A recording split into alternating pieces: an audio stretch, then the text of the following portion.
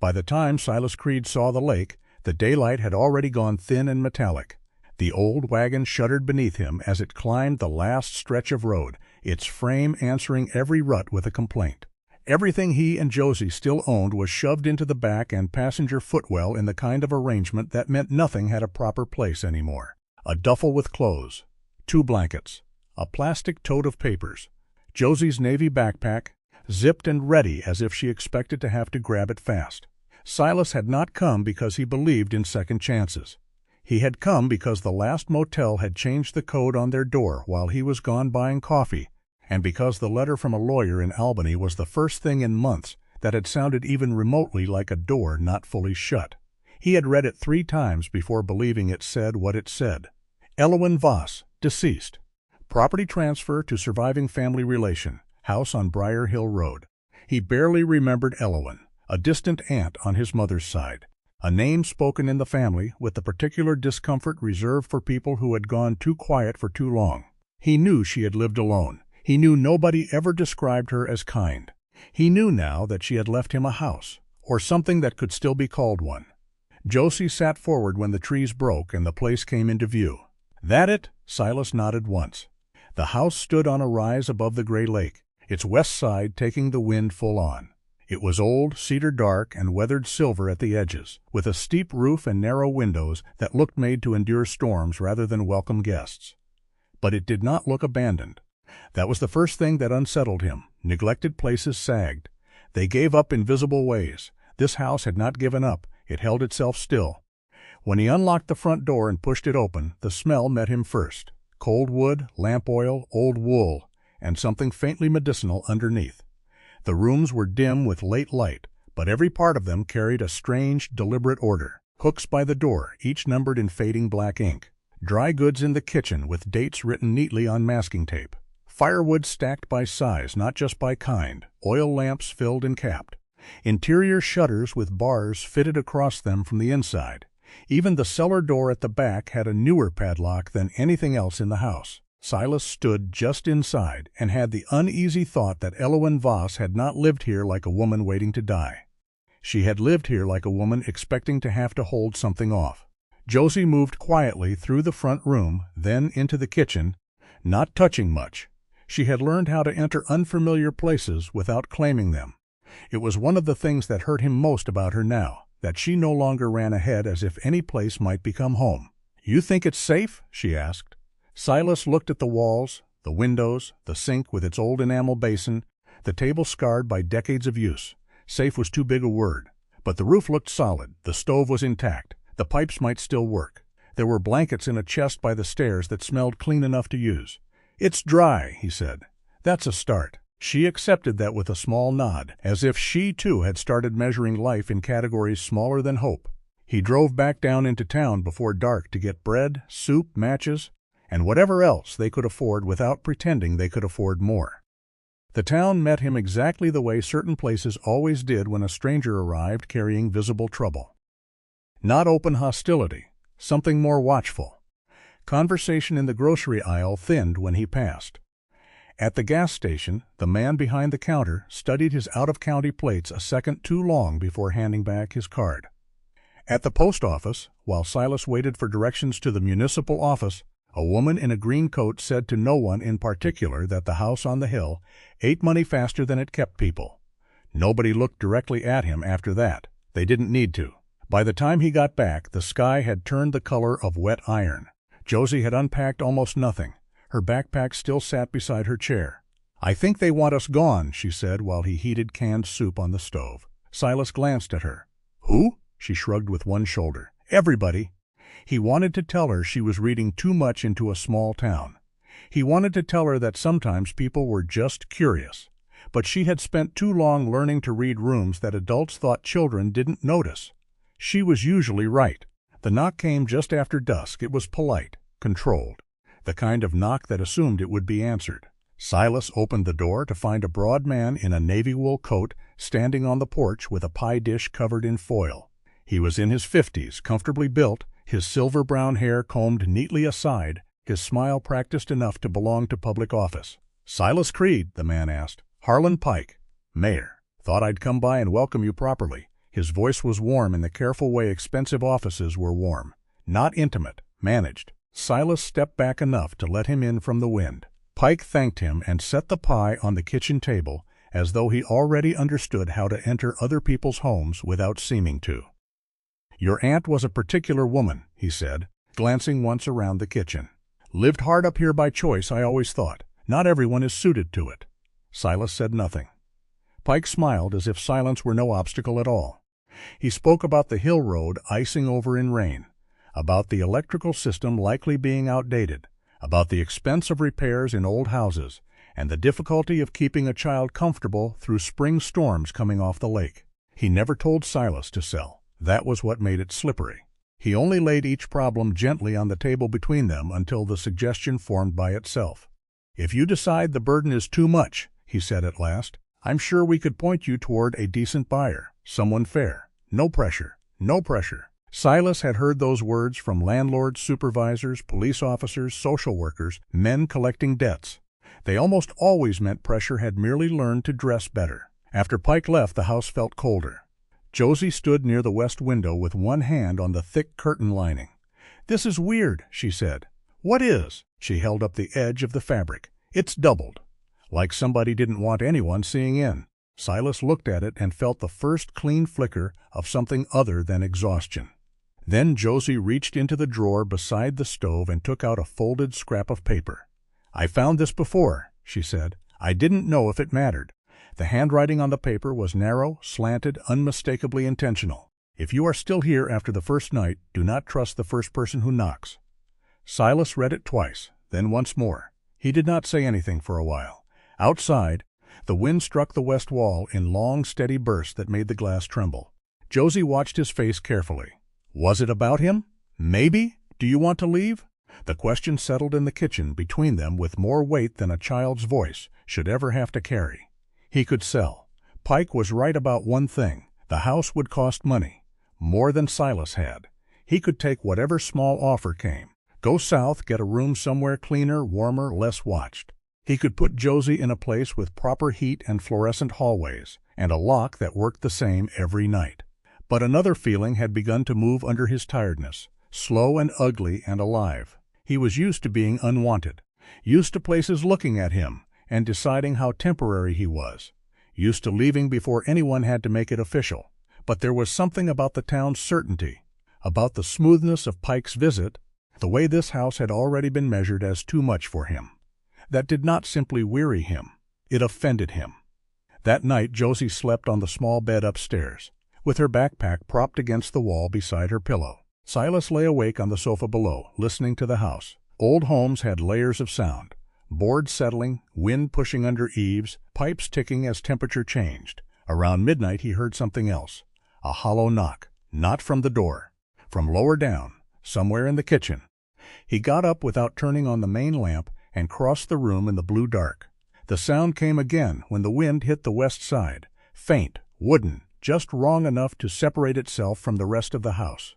He crouched by the built-in cabinet beneath the kitchen counter and ran his hand along the bottom edge. Most of it was flush. One section was not.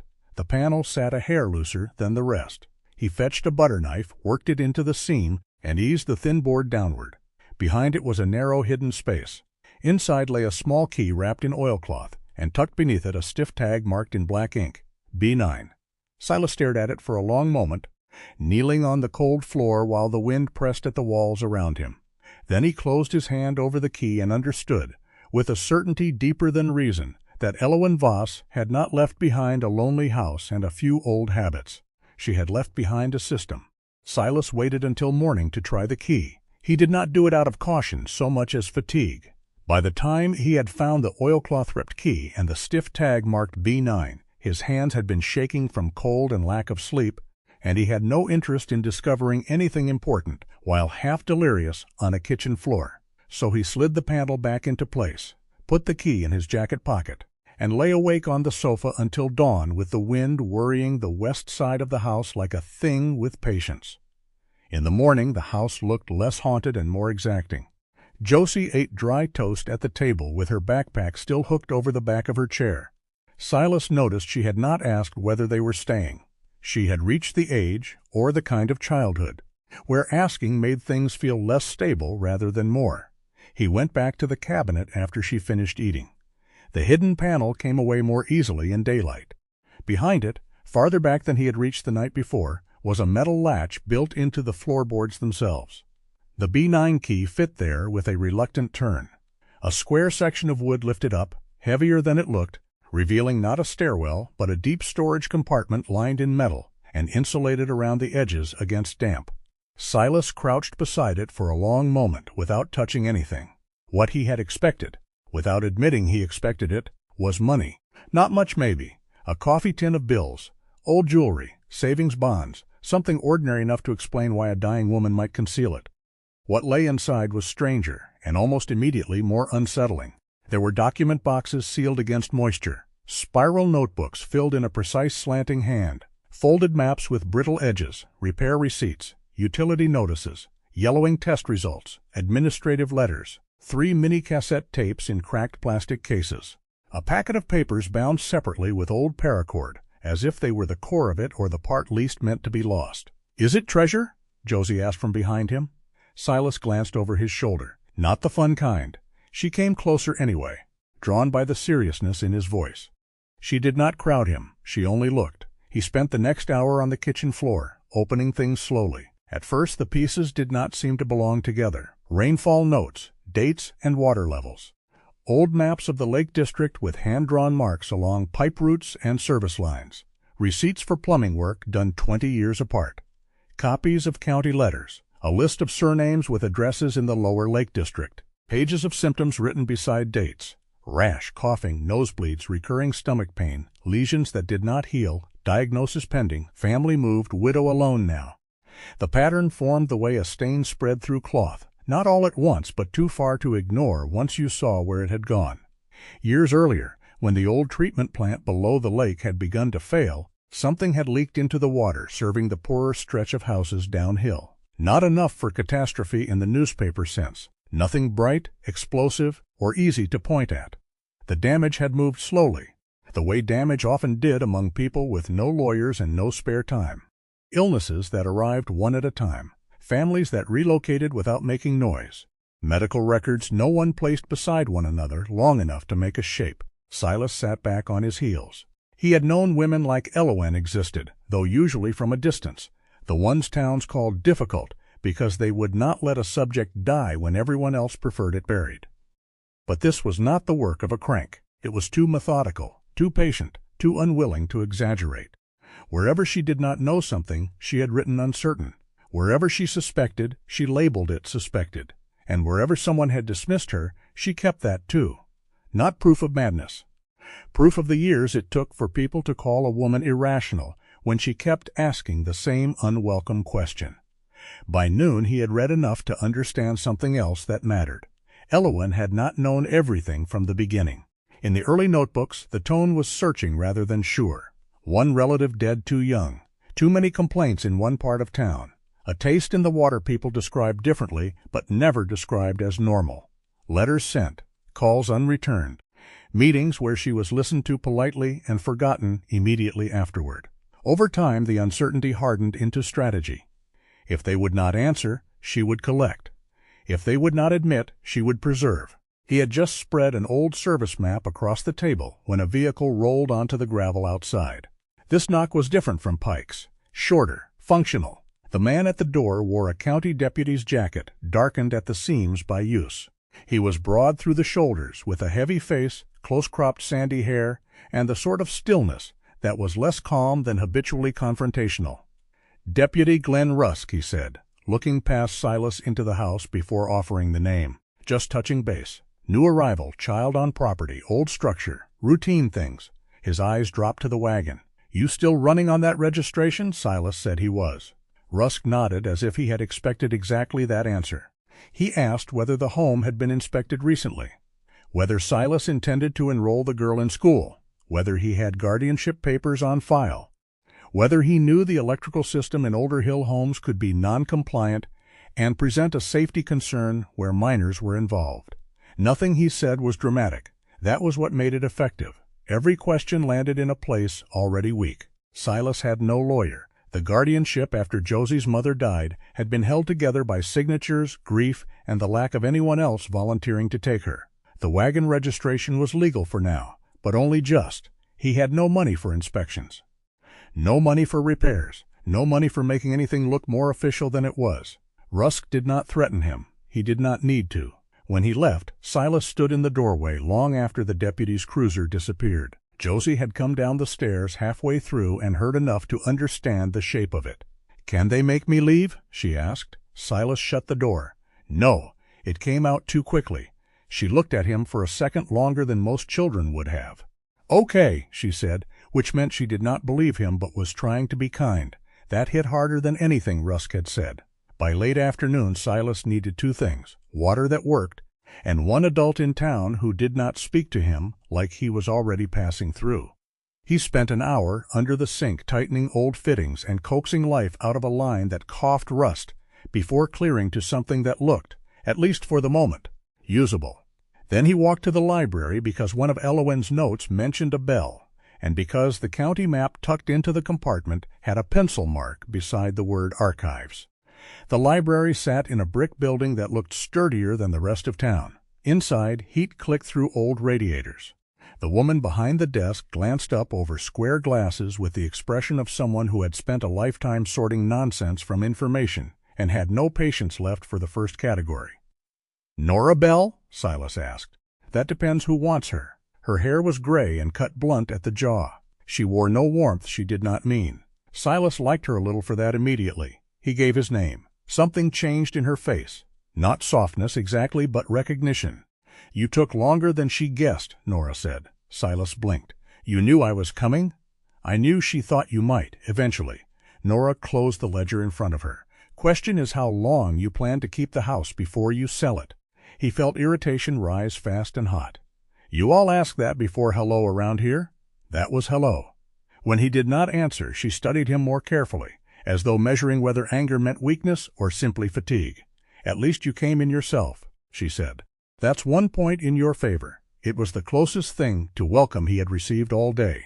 Nora did not embrace him into confidence. She did not lower her voice or lean in like a conspirator. She only told him that Elowen had left instructions.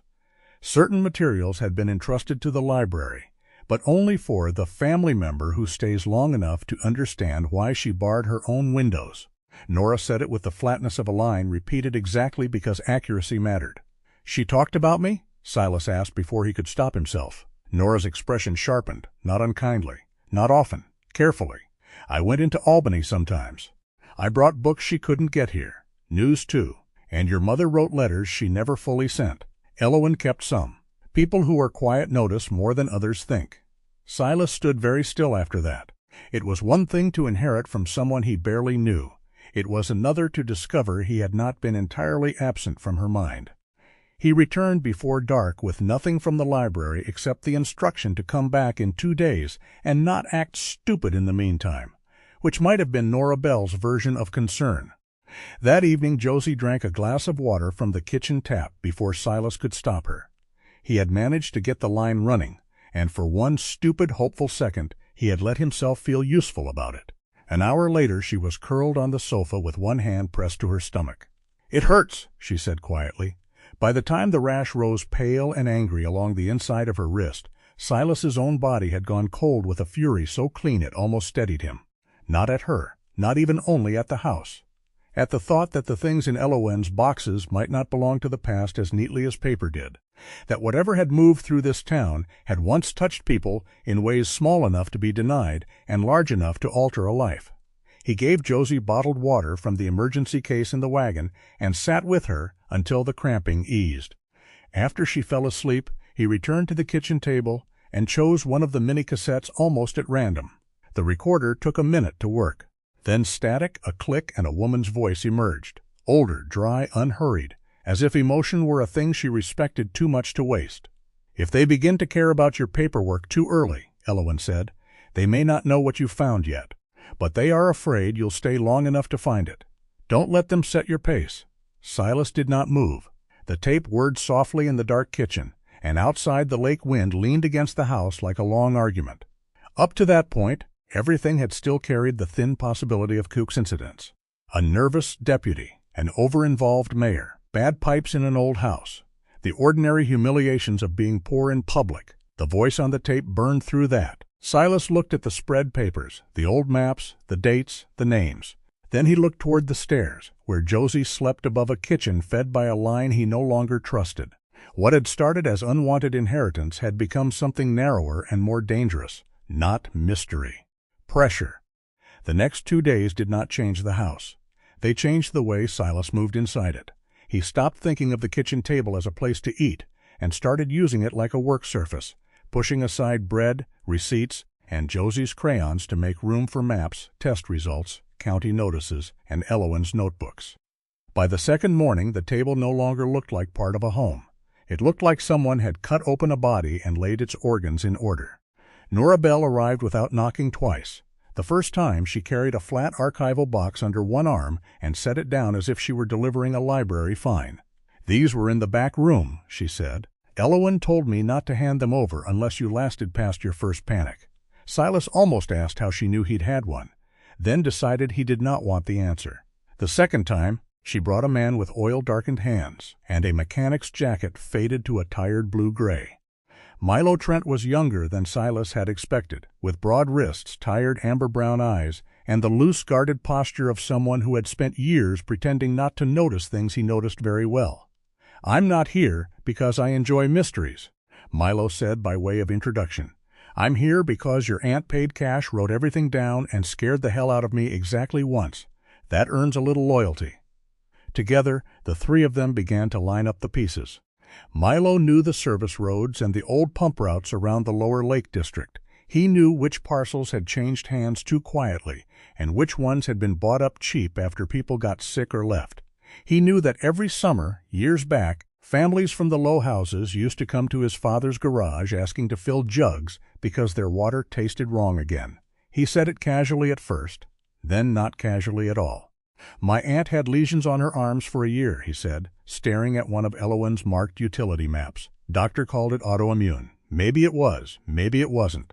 Pike helped my dad refinance after that winter the garage nearly folded, so nobody in my house ever made noise. We just got very good at calling things bad luck." That, Silas thought, was the truest thing anyone had said yet. Not corruption, not conspiracy. Bad luck, the phrase people used when the real explanation cost too much. By afternoon, they had built a rough timeline. Repairs delayed, water complaints dismissed, pipework logged and then relabeled, addresses circled in Elowen's hand. Dates that kept appearing across unrelated papers until they stopped looking unrelated. Silas should have felt something cleaner than he did. Vindication, maybe. Or purpose. Instead, he felt tired in a way that was almost shameful. Every new pattern made staying more necessary and leaving more attractive. The part of him that had survived this long was not a heroic part. It was the part that knew when to cut losses, load the car, and disappear before humiliation turned official. That evening, while Milo traced a service line with a grease-smudged finger, Silas caught himself looking at the house not as evidence or inheritance, but as a possible sale amount. Enough for a month somewhere else, maybe 2. Enough to get Josie into a cleaner room, under brighter lights, inside walls that did not seem to remember every insult ever spoken in them. He said nothing, but children noticed rearranged hope before adults admitted it existed. The next morning, Elena Rowe came up the hill in a county sedan the color of wet cement. Silas saw the seal on the door and felt his stomach tighten so sharply it almost hurt. By the time she stepped onto the porch, he had already imagined 3 versions of losing Josie and believed all of them. Elena was younger than the position in his mind had made her, maybe early 30s, with dark hair pulled back low, a weatherproof parka, and the calm face of someone used to entering homes where people hated seeing her car. She carried a clipboard. Yes, but not like a weapon.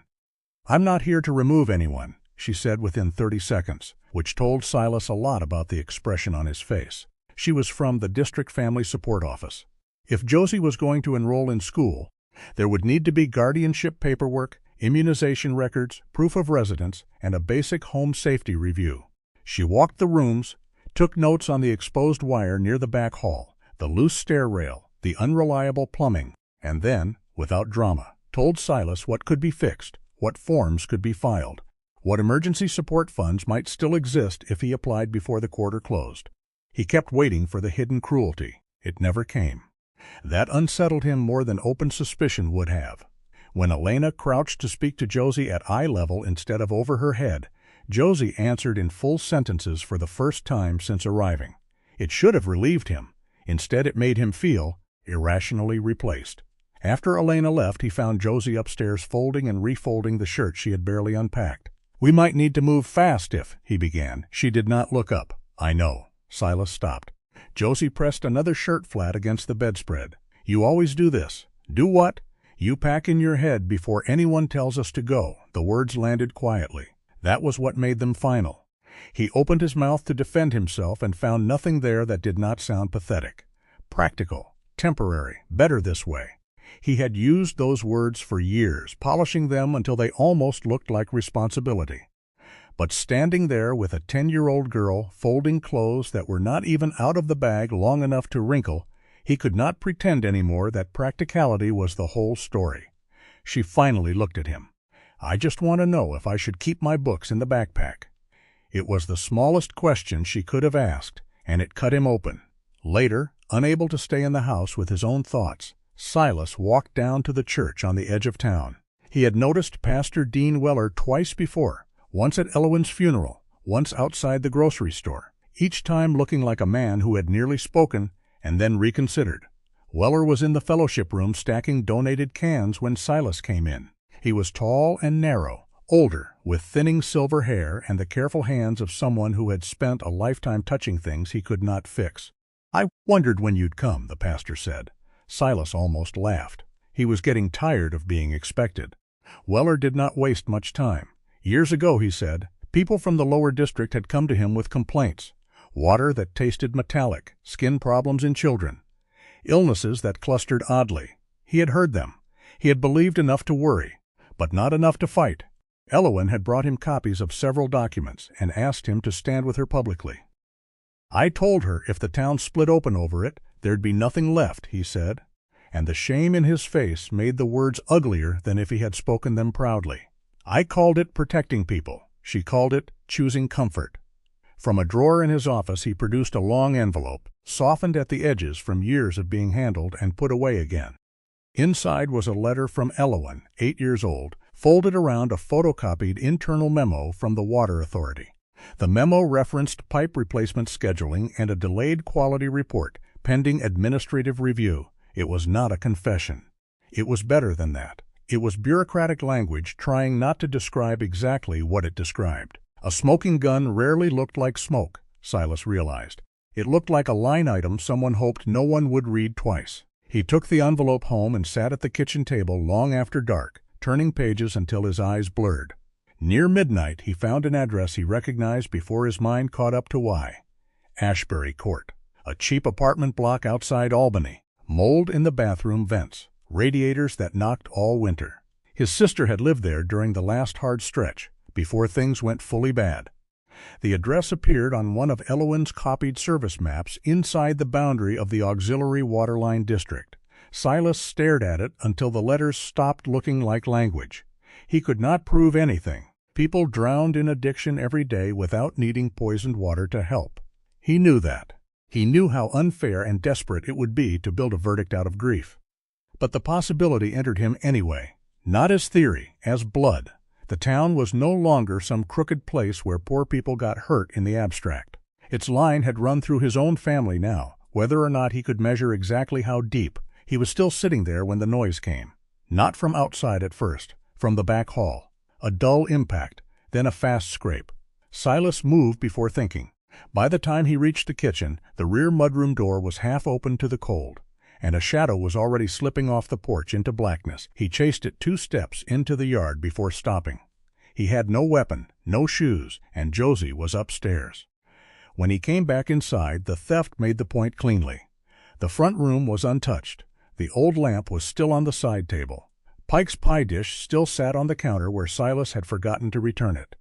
Cash from his wallet, what little there was, remained in the top drawer. But the hidden floor compartment had been opened. The papers were disturbed, not gone. Someone had searched quickly and specifically, riffling through records, maps, tapes. looking for documents, looking for exactly what mattered. Silas stood in the wrecked kitchen and felt something inside him settle instead of spike. If he sold the house tomorrow, this would not end. If he left before dawn, he would still know what was in those boxes, who had tried to get to them, and what line on the map had crossed through his sister's life. Leaving would not turn any of it back into ordinary bad luck. For the first time in as long as he could remember, staying was not a brave decision. It was the only one that did not humiliate him. He woke Nora by phone. She answered on the third ring and after a pause said, "Tell me exactly what was moved." By morning Milo had helped him make copies. Nora had given him the name of a civil attorney 2 counties over who had spent half a career suing agencies that mistook poor communities for acceptable collateral. Silas drove into town without telling anyone where he was going and sent packets by certified mail to the lawyer, to a regional investigative reporter, and to the state environmental office. He did not send anything to local law enforcement. When he came back up the hill, Josie was on the porch steps with her backpack beside her, not on. "Are we leaving?" she asked. Silas looked at the house, the gray lake beyond it, the windows facing west into weather, the door someone had forced, and the kitchen where Elowin's papers still lay under paperweights and chipped mugs. "No," he said. This time the word did not come too quickly.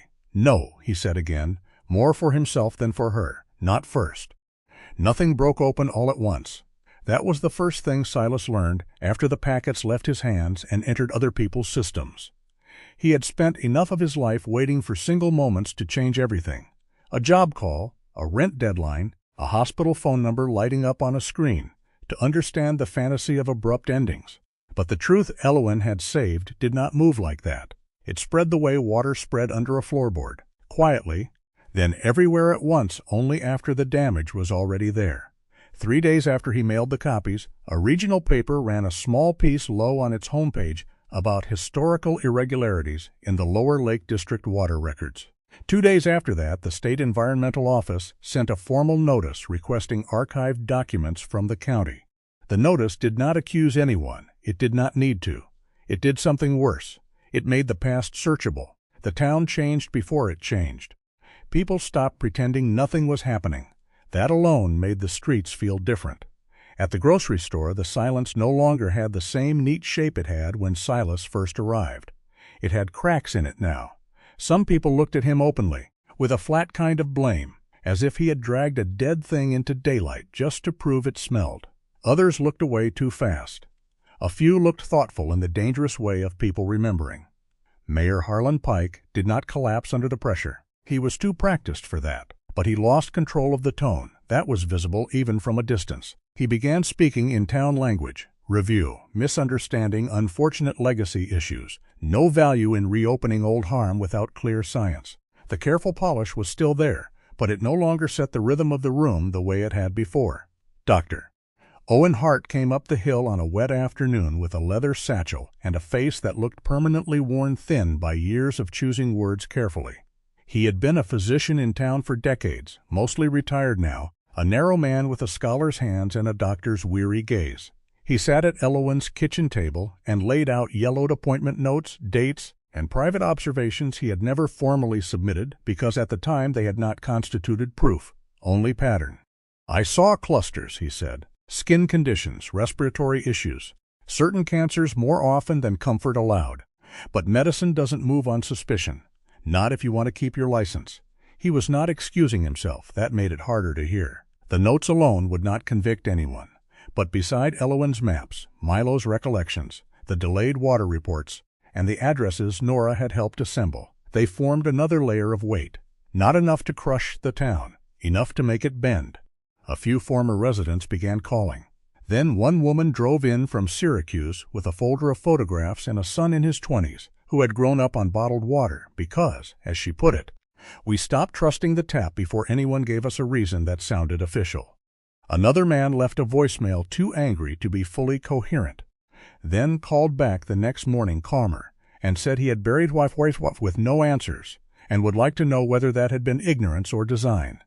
Silas listened to all of it with the sensation of standing too close to a machine already in motion. He had started this, or helped start it, but it did not belong to him. That frightened him more than ownership would have. The backlash was smaller in scale and uglier in form. Someone sliced one of the wagon's rear tires in the night. 2 evenings later, a stone came through the back window of the mudroom, hard enough to scatter glass into the sink. The note left on the porch after that was written on lined paper torn from a school pad and weighted beneath a rusted hinge. Some things stay buried for a reason. Josie found it first and brought it inside without saying a word. Silas took it from her hand and felt the old instinct rise so fast it almost passed for wisdom. Leave, before it gets worse, before someone decides a warning is not enough. But the instinct no longer felt clean to him. It felt rehearsed. Elena Rowe returned the following week, not in the stiff role Silas had first imagined for her, but as something stranger, and, to him, more difficult, a practical ally. She walked through the broken mudroom glass with a folder under one arm and a small hardware store bag in the other. "I brought temporary child safety latches and outlet covers," she said. "Also the guardianship packet you still haven't filled out correctly."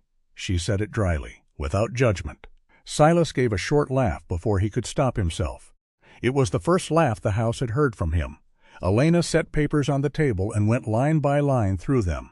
Temporary guardianship, school enrollment, emergency medical authorization, a county grant for critical safety repairs on inherited rural housing. Rarely advertised because, as she put it, most offices assume people already know the system or have someone to ask. "I never do," Silas said. "I know," she replied, not unkindly. That may have been the moment something shifted. Not because Elena rescued him, but because she refused both of the roles he had prepared for her.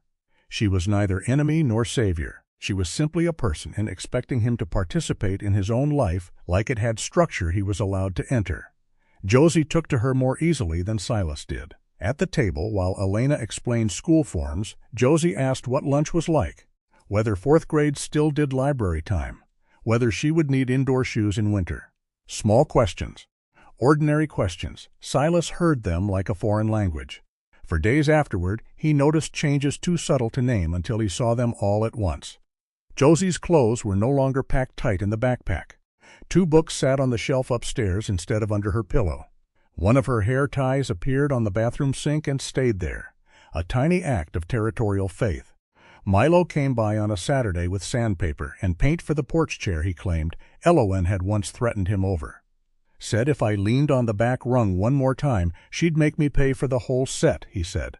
Josie sat cross-legged beside him in a coat too big for her, painting careful strokes over old weathered wood. They spoke little. It looked more intimate that way. Nora Bell was the one who took Silas to the last compartment. She did not announce it dramatically. She simply asked, one gray morning, if he had checked the rear cellar wall behind the shelving brackets. When he said no, she gave him the kind of look reserved for men who had missed something obvious because they were busy suffering. The hidden recess was narrow and deeper than expected, lined in old cedar. There was no box of evidence inside it, no maps, no tape recorder, only a single envelope with his name written in Elowen's hand. Silas carried it upstairs and sat alone before opening it. The letter did not mention the town. It did not explain the water, the papers, or what she hoped would happen next. It said nothing about justice, nothing about duty, nothing about bravery. It was about him. She wrote that she remembered him as a boy who never fully settled into a chair, who slept with his shoes on more often than not, who stood near doors as if every room were borrowed. She wrote that some children learned early to make themselves light enough to be moved, that they grew into adults who confused readiness with wisdom and departure with dignity. She wrote that the hardest thing for such people was not enduring hardship. It was believing they were permitted to remain when no one had yet promised not to send them away. By the time Silas reached the bottom of the second page, he had stopped pretending his breathing was steady. He did not cry because she had left him a house. He cried because someone had seen the shape of his life before he had managed to turn it into excuses. Because she had recognized the private posture of a person who had always lived half-packed. Because for the first time what felt exposed did not also feel shamed. When he came back outside, the wind had dropped after rain. The lake below the hill held a dull sheet of silver light.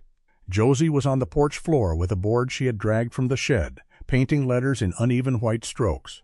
"What's that?" Silas asked, his voice rougher than he wanted. She held the board up a little. Voss Hill House, it read, the final S crooked and proud. He looked at it for a long time, not because the name was perfect, not because naming a place meant the fight was over, or that the county, the paper, the doctor, or the old families would get anything clean out of what came next. The tire was still slashed. The mudroom window still needed replacing. Harlan Pike still had people willing to defend silence, if silence kept the world familiar. But the board meant something none of those things could cancel. People did not name places they expected to flee before winter. That evening, after Josie and Milo fixed the sign to the low fence by the road, Silas stood on the porch with a chipped mug of cheap coffee warming his hands. The west windows still rattled when the wind hit them. The roof still needed patching. The paperwork on the kitchen table was not going away. Neither was the past. Below the hill, the lake reflected a bruised, clearing sky. Josie stepped back from the fence and studied the sign as if checking whether it belonged there. Then she gave one small, satisfied nod. Silas watched her and felt, not peace exactly, but something sturdier than hope. A beginning that did not ask him to shine, only to stay. Sometimes the biggest change in a life does not begin with winning. It begins with staying. This story reminds us that not every kind of love arrives in warm words, perfect timing, or easy rescue. Sometimes love looks like preparation. Sometimes it looks like truth being protected until the right hands are strong enough to carry it. And sometimes healing begins the moment a person stops living like they are temporary.